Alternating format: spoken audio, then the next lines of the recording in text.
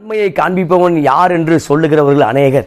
கர்த்தாவே, உம்முடைய முகத்தின் ஒளியை எங்கள் மேல் பிரகாசிக்க பண்ணும். சங்கீத புத்தகம் 4ஆம் சங்கீதம் 6 வாசிக்கும் பொழுது, எங்களுக்கு நன்மையை காண்பிப்பவன் யார் என்று சொல்லுகிறவர்கள் அநேகர். அநேகர் வேறு விதமாக பேசிக் கொண்டிருக்கிறார்கள். நமக்கு வரக்கூடிய நன்மைக்கு விரோதமாக அநேகர் வேறு விதமாய் பேசிக் கொண்டிருக்கிறார்கள். எனவே பக்தன் சொல்லும் பொழுது, கர்த்தாவே, உம்முடைய முகத்தின் ஒளியை எங்கள் மேல் பிரகாசிக்க பண்ணும். கிறிஸ்துவுக்கு மிகவும் பிரியமான அன்பு தேவனுடைய பிள்ளைகளை, நம்முடைய வாழ்க்கையில பார்க்கும் பொழுது அநேகர் வேறு விதமாய் பேசிக் கொண்டிருக்கிறார்கள். அநேகர் நம்முடைய சக்சஸுக்கு விரோதமாக பேசிக் கொண்டிருக்கிறார்கள். அநேகர் நமக்கு வரக்கூடிய நன்மைக்கு விரோதமாக பேசிக் கொண்டிருக்கிறார்கள். எனவே நீங்களும் நானும் சோர்ந்து போகாதபடிக்கு, அவருடைய விமர்சனங்களை காதில் வாங்காதபடிக்கு முன்னேறி செல்ல தேவன் விரும்புகிறார். தாவீதுடைய வாழ்க்கையில பார்க்கும் பொழுது, உங்களுக்கு நன்மையை காண்பிப்பவன் யார்? இப்போ இருக்கக்கூடிய சூழ்நிலையை பார்க்கும் பொழுது நன்மை வர வாய்ப்பு இல்லை. இப்போ இருக்கக்கூடிய சூழ்நிலையை பார்க்கும்போது வியாதிகள் சுகமாக வாய்ப்பு இல்லை. இப்போ இருக்கக்கூடிய சூழ்நிலையை பார்க்கும் பொழுது லேண்டு வேல்யூ கூடிக்கிட்டு இருக்கு, சாத்தியப்படாது, சாத்தியம் இல்லை என்று சொல்லி நமக்கு விரோதமாக நமக்கு நன்மை பேசுவது போல, நன்மை வருவதை பேசுவதை போல நமக்கு விரோதமாய் தீமை செய்து கொண்டிருக்கிறார்கள், தீங்கு பேசிக் கொண்டிருக்கிறார்கள். எனவே ஒரு முடிவு எடுக்கிறார் தாவீது. என்னன்னா, கர்த்தாவே, உம்முடைய முகத்தின் ஒளியை எங்கள் மேல் பிரகாசிக்க பண்ணோம். 2026ஆம் ஆண்டு தேவன் தம்முடைய முகத்தின் ஒளியை நம்மேல் பிரகாசிக்க பண்ணுவாராக. அப்ப முகத்தின் ஒளி மூலமாய் ஒரு நன்மை கிடைக்க போகிறது. அப்போ அவருடைய முகத்தின் ஒளி மூலமாய் அருள் உண்டாக போகிறது. அவர் முகத்தின் ஒளி நம்மேல் படும் பொழுது நமக்கு விரோதமாக எத்தனை விமர்சனங்கள் வந்தாலும், நமக்கு விரோதமாக எத்தனை பேர் பேசிக் கொண்டிருந்தாலும், நீங்களும் நானும் நிச்சயமாய் நன்மையை பெற்றுக்கொள்ள முடியும். Praise the Lord. எனவே அவர்களோடு இணைந்து கொண்டு நாமும் நமக்கு விரோதமாய் பேசிக் கொண்டிருக்காதபடிக்கு, நாமும் ஆட்சி மாற்றம் உண்டானால் நன்மை வந்துவிடும். இல்லை, நமக்கு வரக்கூடிய நன்மைக்கும் சூழ்நிலைக்கு சம்பந்தம் இல்லை. Praise the Lord. நமக்கு நன்மையை கொடுக்கிறவர் ஆண்டவராகிய இயேசு கிறிஸ்துவாக இருக்கிறார். எனவே இந்த நாளில் அவருடைய முகத்தின் ஒளியை பெற்றுக்கொள்ளும்படி நாம் பிரயாசப்படும். இன்னொரு வசனத்தை வாசிக்க விரும்புகிறேன். அதே சங்கீத புத்தகம் 34ஆம் சங்கீதம் 10 வாசிக்கும் பொழுது, கர்த்தரை தேடுகிறவர்களுக்கு ஒரு நன்மையும் குறைவிடாது. சிங்கக்குட்டிகள் தாழ்ச்சி அடைந்து பட்டினியாயிருக்கும். கர்த்தரை தேடுகிறவர்களுக்கு ஒரு நன்மையும் குறைவிடாது. நிச்சயமா சிங்கத்துக்கு சாப்பாடு உண்டு, சிங்க குட்டிகளுக்கு நிச்சயமாக சாப்பாடு உண்டு. ஒருவேளை அதுக்கு கூட உணவு அளிக்கப்பட மறுக்கப்பட்டிருக்குமானால், கர்த்தரை தேடுகிற ஒருவனுக்கும் நன்மை மறுக்கப்படாது என்று பைபிள் சொல்லுது. ஆமென். ஏன்னா ஆடுகள் நிறையாக இருக்கிறது, மாடுகள் நிறையாக இருக்கிறது, அப்ப சைவங்கள் நிறையாக இருக்கிறது. ஆனால் அசைவ உண்ணிகள் ஒரு சிலதான் இருக்கு. சிங்கம் கம்மியாக தான் இருக்கு, அப்ப புலி கம்மியாக தான் இருக்கு. அப்போ பார்க்கும்போது மிகப்பெரிய காரியம், அங்கே மிகப்பெரிய அந்த காடுகளில் பார்க்கும் பொழுது ஏகப்பட்ட மாடுகளும் ஆடுகளையும் பார்க்கிறோம்.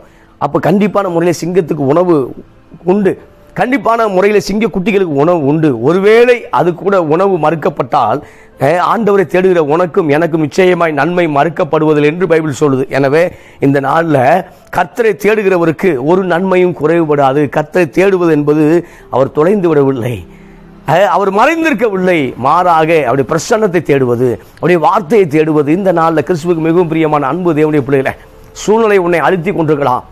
சூழ்நிலையை பார்க்கும்போது நன்மை வர தாமதிக்கிறது, நன்மை வரவில்லை. வாக்கு தத்தங்கள் பொய்த்து போய்விட்டது. வாக்கு தத்தங்கள், மழை வரக்கூடிய சூழ்நிலை உண்டாகி மழை வராது போல காணப்படக்கூடிய சூழ்நிலை தான் சில நேரம் வாக்கு தத்தங்கள் இருக்கிறது. ஆனாலும் வாக்குறுதி தேவன், பொய்யுரையாத தேவன், வாக்குறுதி தேவன் நிச்சயமாய் உன் வாக்கு தத்தத்தை, நிச்சயமாய் உனக்கு கொடுத்த வாக்கு தத்தத்தை நிச்சயமாய் நிறைவேற்றுவார். அப்ப கர்த்தரை தேடுவதற்கு ஒரு நன்மையும் குறைவிடாது. இந்த ஆண்டில் அதிகமாய் தேடும் பொழுது நிச்சயமாய் குறைவிடாது. அதில் வாசிக்கிற 34ஆம் சங்கீதம் 12 வாசிக்கும் பொழுது, நன்மையை காணும்படி ஜீவனை விரும்பி நீடித்த நாட்களை அபட்சிக்கிற மனுஷன் யார்?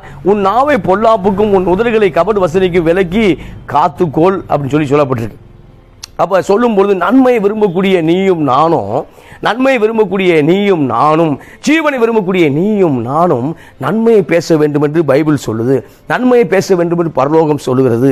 அந்த மக்கள், உலக மக்கள்கள் தங்களுடைய நாவினாலே ஒவ்வொரு நாளும் ஏதோ ஒரு காரியத்தில் பேசிக் கொண்டிருக்கிறார்கள். நாவினாலே யுத்தம் பண்ணுவோம் என்று சொல்லுகிறார்கள், நாவினாலே மேற்கொள்வோம் என்று சொல்லுகிறார்கள். தங்கள் நாக்கை வைத்து ஜெயிக்கலாம் அப்படின்னு சொல்லி இந்த உலக மக்கள் சிந்தித்துக் கொண்டிருக்கிறார்கள்.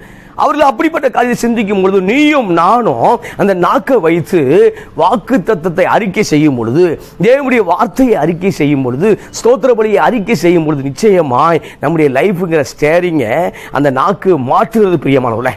அப்ப அந்த நாக்கு என்பது நம்முடைய வாக்கை மாற்றக்கூடிய அந்த பிரயாண கப்பல்களை மாற்றக்கூடிய, நம்முடைய போக்குவரத்தை மாற்றக்கூடிய ஸ்டேரிங்காக இருக்கிறது. நம்ம 2025 வரைக்கும் நம்ம எதை குறித்து பேசிக் கொண்டிருந்தாலும் பரவாயில்லை.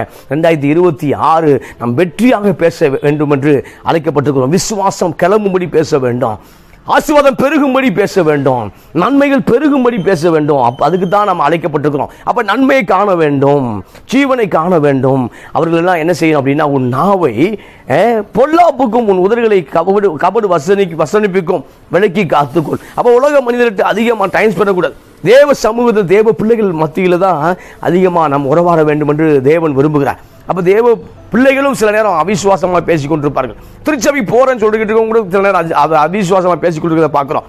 அப்ப தேவனுடைய சில ஊழியர்கள்ங்கிற பேரில் உள்ளவர் கூட சில அவிசுவாசமாக பேசிக் கொண்டிருப்பார்கள். அதெல்லாம் விட்டு விலகி விசுவாசத்தை எங்கெல்லாம் நீங்க போகிறீர்களோ, எங்க உங்கள் விசுவாசத்தை கர்த்தர் வர்த்திக்க பண்ணுகிறாரோ, யார்கிட்ட பேச உங்களுடைய விசுவாசம் இன்னும் கிளம்புகிறதோ, அப்படிப்பட்ட மனிதனோடு இணைந்து கொண்டு நாம் இருக்கும் பொழுது நம் நிச்சயமாய் நம்ம விசுவாசத்தை கர்த்தர் கனம் பண்ணுவார், விசுவாசத்தை பெருக பண்ணுவார். Praise the Lord. அப்ப சொல்லும் பொழுது கபடு வசனிப்புக்கு நன்மை வராது என்று சொல்லி சில பேர் சொல்லிட்டே இருப்பான். அதை சேர்ந்து அவரோட இணைந்து கொண்டு நீயும் நானும் நன்மை வராது என்று பேசினால் நிச்சயம் நன்மை வராது. என் எதிர்காலம் எதை குறி என்ன ஆகுமோ என்று சொல்லி அதுவே பேசிக் கொண்டிருந்தால், ஒரு பயத்துக்குரிய காரியத்தை பேசிக் கொண்டிருந்தால் நிச்சயமாய் அந்த நன்மை வராது பிரியமானவர்களே. ஆனால் தாவீது சொல்லும் பொழுது நன்மையும் கிருபையும் என்னை தொடரும். அது எப்போ தொடரும்னா, ஜீவனுள்ள நாளெல்லாம் என் வாழ்நாள் முழுவதும் நன்மையும் கிருபையும் மட்டுமே தொடரும் என்று தாவீது உற்சாகமாய் சொன்னார். ஏன் சொன்னார் அப்படின்னா, அப்ப அந்த இடத்துல தீமையான காரியங்கள் நிகழ்ந்தது. அப்ப ராஜாவான ஆகல தாவீது.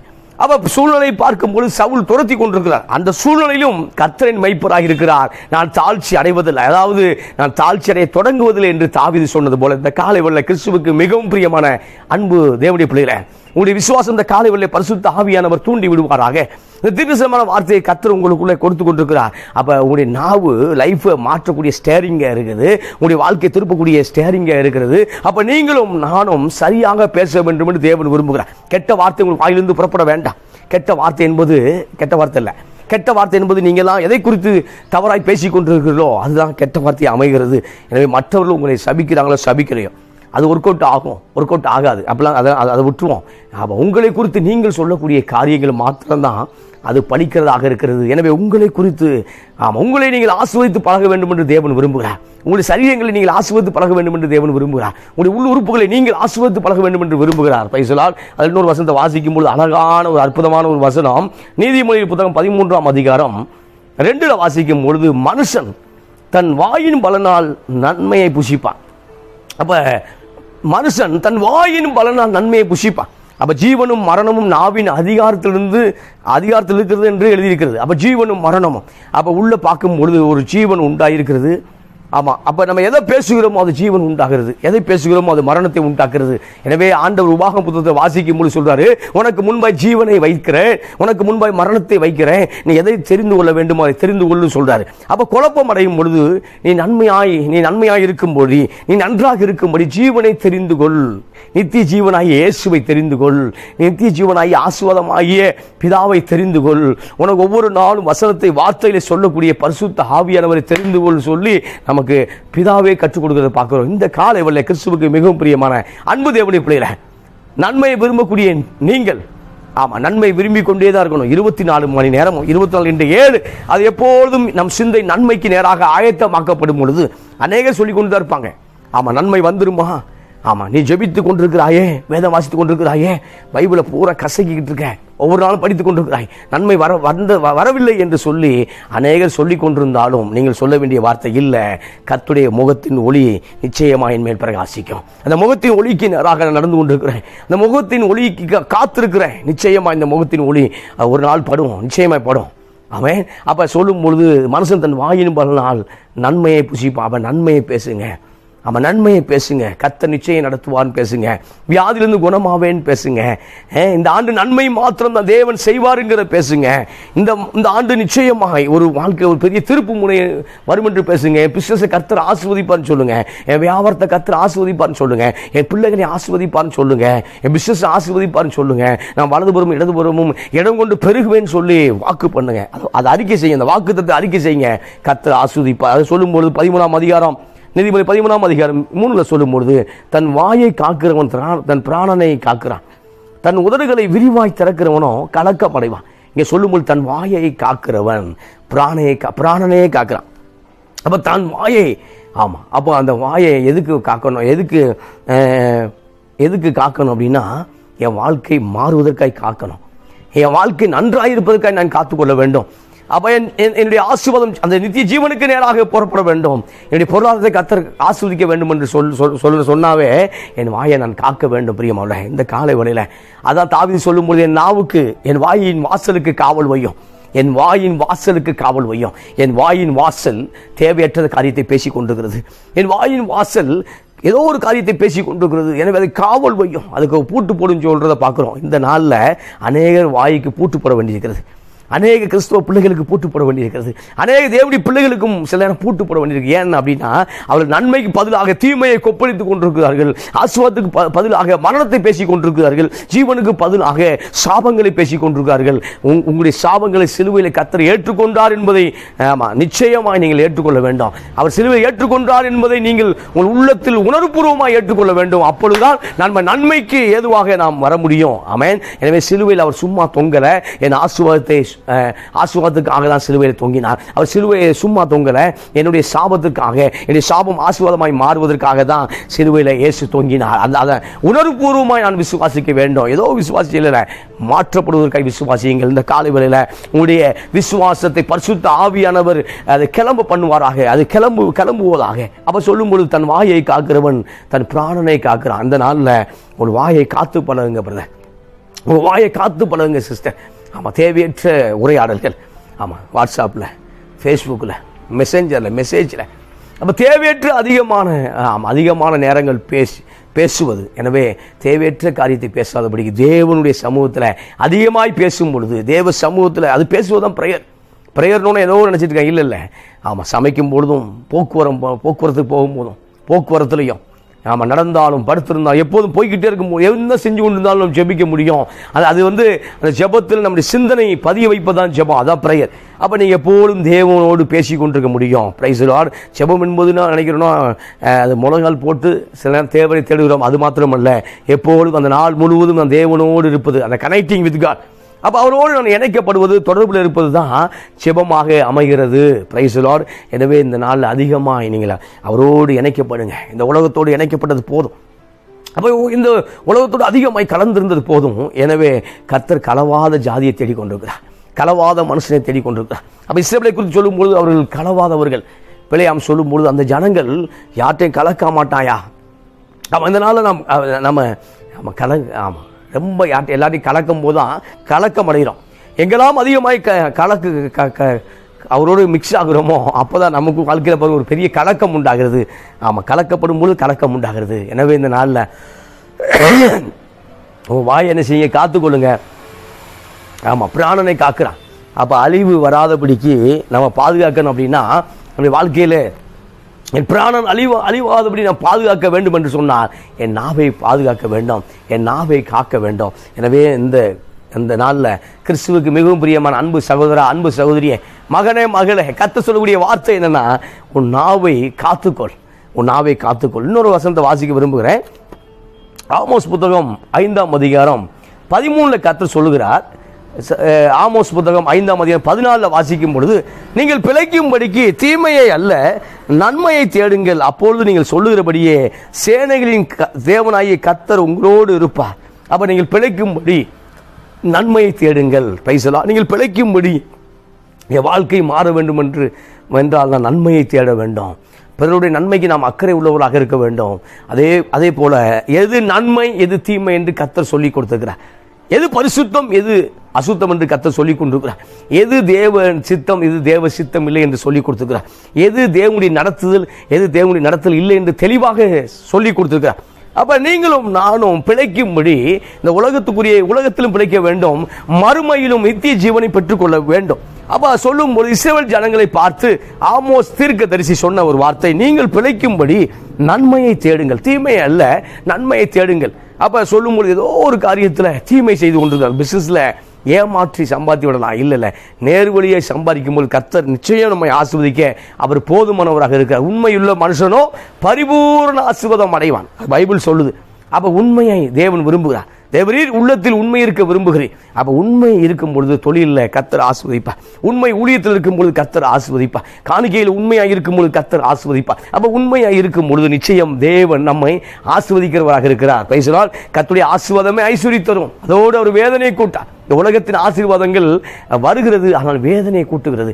உலகத்தின் ஆசீர்வாதங்கள் வருகிறது, குடும்பங்கள் உடைக்கப்படுகிறது. உலகத்தின் ஆசீர்வாதங்கள் வருகிறது, ஆனால் குடும்பம் நஷ்டம் அடைகிறது, பிள்ளைகள் நஷ்டம் அடைகிறது. ஆனால் கர்த்தருடைய ஆசீர்வாதமே ஐஸ்வர்யம் தரும். அதோடு அவர் எந்த விதமான வேதனை கூட்ட மாட்டார். பிரியமானவர்களே, ஆமென். அப்ப நீங்கள் பிழைக்கும்படி பிசினஸ்லையும் சரி, ஊழியங்களையும் சரி, எல்லா காரியங்களையும் நன்மையை தேடுங்கள், நன்மையை விரும்புங்க, நன்மை செய்யுங்க. ஆமா, நன்மையை செய்யுங்க, நாம் நன்மையை பெற்றுக்கொள்ள முடியும். ஆனால் இஸ்ரவேல் மக்கள் தீமையை செய்தார்கள், தீமையை யோசித்தார்கள். எனவே பைபிள் சொல்லுது, நீங்கள் தீமையை அல்ல நன்மையை தேடுங்கள். அதில் வாசிக்கும் பொழுது, நீங்கள் தீமையை வெறுத்து நன்மையை விரும்பி ஒளிமுக வாசல் நியாயத்தை நிலைப்படுத்துங்கள். ஒருவேளை சேனைகளின் தேவனாய் கர்த்தர் யோசேப்பிலே மீதியானவர்களுக்கு இறங்குவார். அப்ப நீங்க தீமையை வெறுங்க, நன்மையை விரும்புங்க. ஒளிமுக வாசல்னா எங்க சென்ட்ரு பாயிண்ட் இருக்கோ அங்க கர்த்தரை பத்தி பேசுங்க, கர்த்தருடைய செயலை பற்றி பேசுங்க. கர்த்தருடைய செயலை பற்றி பேசும் பொழுதுதான் பிசாசு வெட்கமடைய போகிறது. ஆமென். கர்த்தர் செய்த அற்புதமான நடத்துதலை பேசிக்கொண்டே இருங்க. கர்த்தருடைய வழிகள் வார்த்தைகளை பேசிக்கொண்டிருங்க. கர்த்தருடைய மகத்துவத்தை பேசிக்கொண்டிருக்கிற பிசாசுகள் வெட்கமடைந்து கொண்டிருக்கிறது. Praise the Lord. எனவே இயேசு இன்றைக்கும் உயிரோடு இருக்கிறார் என்று சொல்லி உங்களுக்கும் பிசாசுக்கும் ஒவ்வொரு நாள் ஞாபகப்படுத்தி கொண்டே இருங்க. பிரைஸ், ஞாபகப்படுத்துங்க.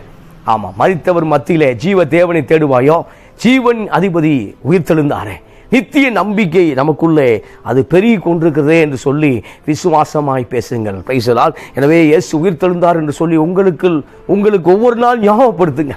இயேசு உயிரோடு இருக்கிறார் என்று சொல்லி பிசாசுக்கும் சாத்தானுடைய கூட்டத்துக்கும் ஞாபகப்படுத்துங்கள். ஆமென்.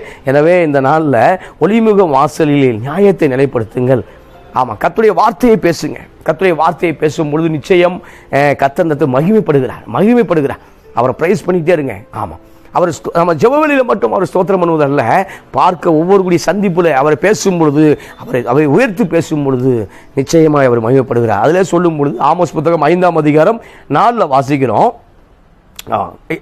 கர்த்தர் இஸ்ரவேல் வம்சத்தாருக்கு சொல்வது என்னவென்றால், என்னை தேடுங்கள் அப்பொழுது பிழைப்பீர்கள். 5:4 சொல்றாரு. முதலாவது நன்மையை தேடுங்கள். இப்போ நன்மைனா யாரு? இயேசுதான் நன்மை. ஆமாம், இயேசுவை தேடும்பொழுது நன்மை உண்டாகிறது. ஆமாம், இயேசுதான் நன்மை. பிரசன்னம் தான் இயேசு. ஆமாம், பிரசன்னம் தான் இயேசு தான் பிரசன்னம். பைபிள் வார்த்தை தான் இயேசு தான் வார்த்தை. அந்த வார்த்தை தான் ஜீவனாய் நமக்குள்ள வந்தா. இப்போ என்னை தேடுங்கள் நன்மையை பெற்றுக்கொள்வீர்கள் சொல்ற கர்த்தர் இஸ்ரவேல் வம்சத்தார் சொல்வது என்னவென்றால், என்னை தேடுங்கள் அப்பொழுது பிழைப்பீர்கள். இன்னைக்கு பிழைக்கிறதுக்கு பல உபாய தந்திரங்களை தேடிக்கொண்டிருக்கிறோம். பிழைக்கும்படி அநேக ஆலோசனை தேடிக்கொண்டிருக்கிறோம். பிழைக்கும்படி நம்முடைய ஊழியங்கள் முன்னேறும்படி ஏதோ ஒரு காரியங்களில் பல காரியத்தை தேடிக்கொண்டிருக்கிறோம். ஆனால் வார்த்தை வசனம் சொல்வது, என்னை தேடுங்கள் அப்பொழுது பிழைப்பீர்கள். ஆனால் இஸ்ரவேல் ஜனங்கள் எதை தேடினாங்க அப்படின்னா, அதை வாசிக்கிறேன். ஆமோஸ் புத்தகம் 5ஆம் அதிகாரம் 5 சொல்லும் பொழுது, பெத்தேலை தேடாதேயுங்கள், கில்காலில் சேராதேயுங்கள், பேர்சபாவுக்கு போகாதேயுங்கள், ஏனென்றால் கில்கால் சிறையிருப்பாகவும் பெத்தேல் பாலான ஸ்தலமாகவும் போகும். கர்த்தரை தேடுங்கள் அப்பொழுது பிழைப்பீர்கள். ஆமாம், கர்த்தரை தேடுங்கள் அப்பொழுது பிழைப்பீர்கள். ஆமோஸ் புத்தகம் 5ஆம் அதிகாரம் 6 நான் நிறைவு செய்ய விரும்புகிறேன். கர்த்தரை தேடுங்கள் பிழைப்பீர்கள், கர்த்தரை தேடுங்கள் நன்மையை பெற்றுக்கொள்வீர்கள். பெத்தேலுக்கு போக வேண்டாம். அப்போ பெத்தேல் பேர்சபா இதெல்லாம் பார்க்கும்பொழுது, பெத்தேல் பேர்சபாலாம் பார்க்கும்போது யாக்கோபு பயணப்பட்ட பாதையை குறிக்கிறது. ஆனால் யாக்கோபின் தேவனை விட்டு விட்டார்கள். ஆனால் இவர்கள் பெத்தேலையும் பேர்சபாவிலும் கில்காலிலும் விக்கிரகங்களை கொண்டு வந்து வைத்து விட்டார்கள். கன்றுக்குட்டியை கொண்டு வந்து வைத்து விட்டார்கள். எதை விட்டு வர வேண்டும் என்று கர்த்தர் விரும்பினாரோ அந்த எகிப்தினுடைய அந்த விக்கிரகங்களை சுமந்து கொண்டு வந்தார்கள். இப்பொழுது பார்க்கும் பொழுது பெத்தேலிலும் கில்காலிலும் பேர்சபாவிலும் அந்த கன்றுக்குட்டியை வைத்து வழிபட ஆரம்பித்து விட்டார்கள். நன்மைக்கு பதிலாக தீமையை சிந்திக்க ஆரம்பித்து விட்டார்கள். கிறிஸ்துவுக்கு மிகவும் பிரியமான அன்பு சகோதரா, அன்பு சகோதரிய, அப்ப நம்ம யோசிக்க வேண்டும். நம்ம தேவன் நடத்தின வழிகளை நம்ம எவ்வளவு சீக்கிரமாய் வழி நடத்தினாரோ அவ்வளவு சீக்கிரமாய் மறந்து போனார்கள். அப்படி கிரியை மறந்து போனார்கள் என்று சங்கீதத்தில் வாசிக்கிறோம். அப்படி கிரியை மறந்து போனார்கள். செங்கடலை 2ஆக பிரித்தார், யோர்தானை நிறுத்தி வைத்திருந்தார், எரிகோவை ஸ்தோத்திரம் கோட்டை சுவரில் உடைத்தார். இப்படிப்பட்ட பிரம்மாண்டமான ஆசீர்வாதத்துக்குள்ளாக நம்ம நடத்தினார் என்று சொல்லி அவருடைய கிரியைகளை சீக்கிரமாய் மறந்து போனார்கள். இந்த காலை வேளையில அப்படி நன்மையிலே மறக்கும்படி பிசாசு தூண்டப்படுகிறது. அப்படி கிரியைகளையும் அவருடைய காரியங்களையும் மறக்கும்படி பிசாசு நம்மோடு போராடி கொண்டிருக்கிறது. எனவே அதை விட்டு கர்த்தர் எங்களை நடத்தினார். ஆமென். கர்த்தர் எங்களை நடத்தி கொண்டு வந்தார். கர்த்தர் இன்றைக்கும் நன்மையானதை செய்வார். என் தேசம் நிச்சயமாய் ஆசீர்வதிக்கப்படும். எங்கள் விசுவாசமான வார்த்தையை பேசி இப்ப இருக்கக்கூடிய சூழ்நிலையை யோசிக்காதபடிக்கு நன்மை தருவார். நன்மையான எந்த ஈவும் பூர்ணமான எந்த வரமும் பரத்தில் உண்டாகி அது ஜோதியின் பிதாவிடத்திலிருந்து இறங்கி வரும் என்று எழுதப்பட்டிருக்கிறதே, அது நிச்சயமாய் நடக்கும் என்று நீங்கள் விசுவாசமாய் பேச ஆரம்பியுங்கள். ஆமென். அப்ப இஸ்ரவேல் மக்கள் நன்மையை தெரிந்து கொள்ளவில்லை. அந்த நன்மையை நீங்கள் பிழைக்கும்படி நன்மையை தெரிந்து கொள்ளுங்கள். இங்கே நன்மையை யாருன்னு சொல்றார்? இங்கே நன்மை என்பது பிதாவை தேவனை குறிக்கிறது. அப்ப பிதாவை தேவனை விட்டு பெத்தேலுக்கு போயிட்டான். பிதாவாகி தேவனை விட்டு கில்காலுக்கு போயிட்டான். இங்கெல்லாம் பார்க்கும்போது உருவ வழிபாடை கொண்டு வந்தார்கள். உருவம் இல்லாத தேவனுக்கு, ஆவியான தேவனுக்கு, ஆமா ஆவியான தேவனுக்கு, ஆமா ஆண்டவர் சொல்லும் பொழுது இயேசு சமாரிய ஸ்திரியை பார்த்து சொல்றார். யோவான் 4ஆம் அதிகாரத்தை சொல்லும் பொழுது, ஆமா பிதாவை எங்கும் தொழுது கொள்ளும் காலம் வரும். பிதாவை தொழுது கொள்கிறவர்கள் ஆவியோடும் உண்மையோடும் தொழுது கொள்ள வேண்டும். ஆவியோடும், ஏன்னா அவர் ஸ்பிரிட்டா இருக்காரு. அப்ப நானும் என் ஆவிக்குள்ளாக என் ஆத்துமாவுக்குள்ளாக நான் தொழுது கொள்ள வேண்டும். அதான் சங்கீதக்காரன் தாவி சொல்லும் பொழுது, என் ஆத்துமாவே கர்த்தரை ஸ்தோத்திரி, என் முழுவதுமே அப்படி பரிசுத்த நாமத்தை ஸ்தோத்திரி, அவர் செய்த சகல உபகாரங்களையும் மறவாதே. ஆமா மறவாதே. ஆமா யாரையோ பார்த்து சொல்றது மாதிரி இது தன்னை பார்த்து சொல்றார். தன்னுடைய ஆத்துமாவை பார்த்து, தன் உள்ளத்தை பார்த்து சொல்லுகிறார். என் ஆத்துமாவே கர்த்தர் செய்த உபகாரங்களை மறவாதே, நன்மையை மறவாத, ஸ்தோத்திரம் பண்ணு. ஆமா இந்த நாளில் ஸ்தோத்திரம் பண்ண சொல்லுங்க. ஆமாம் உங்கள் உள்ளங்கள் நன்றியால் நிரம்பட்டும். உங்கள் உள்ளங்கள் தேவன் அளிக்கக்கூடிய ஆசீர்வாதத்தால் நிரம்பணும். ஆமாம் நிரம்பணும். அப்போ தேவன் இன்னும் பிரம்மாண்டமாக என்னை ஆசீர்வதிக்க வேண்டும் என்றால் உங்கள் உள்ளம் நன்றியால் நிரம்ப வேண்டும். நன்றியால் நிரம்பும் பொழுது நன்மையை பெற்றுக்கொள்ள முடியும். இஸ்ரவேல் மக்கள் தீமையை தெரிந்து கொண்டார்கள். யெகோவாவை விட்டு கண்டதை தெரிந்து கொண்டான். இந்த நாளில் கண்டதை தெரிந்து கொள்ளாதபடிக்கு பரிசுத்தத்தை தெரிந்து கொள்ளுங்கள். தேவனுடைய கிருபையை தெரிந்து கொள்ளுங்கள். கொஞ்ச நேரம் இருக்கக்கூடிய சிற்றின்பத்தை விட்டுட்டு பேரின்பமாகிய இயேசுவை, பேரின்பமாகிய வார்த்தையை பிடித்து கொள்ளுங்கள்.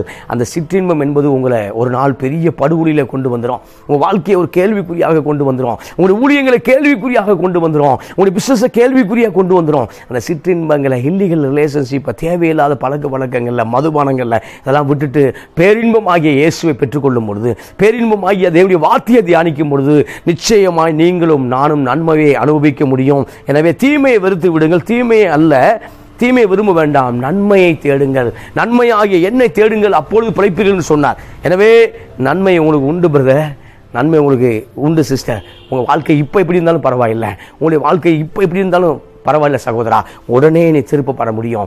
இன்றைக்கே நீ ஆசீர்வதிக்கப்பட முடியும். இன்றைக்கே நீ தேவன் சமூகத்தில் வந்தால் கர்த்தர் நிச்சயம் உன்னை ஆசீர்வதிக்க அவர் வல்லமையுள்ள தேவனாக இருக்கிறார். இன்றைக்கே பாவத்திலிருந்து மனம் திரும்பும் பொழுது நன்மையை பெற்றுக்கொள்ள முடியும். இன்றைக்கு தேவன் விட சொன்ன காரியத்தை விடும் பொழுது நம்ம ஆசீர்வாதத்தை பெற்றுக்கொள்ள முடியும். இதனால் கர்த்தர் உங்களோடு இருப்பாராக, உங்களை கொண்டு பெரிய காரியங்களை செய்வாராக. ஆமென், ஆமென்.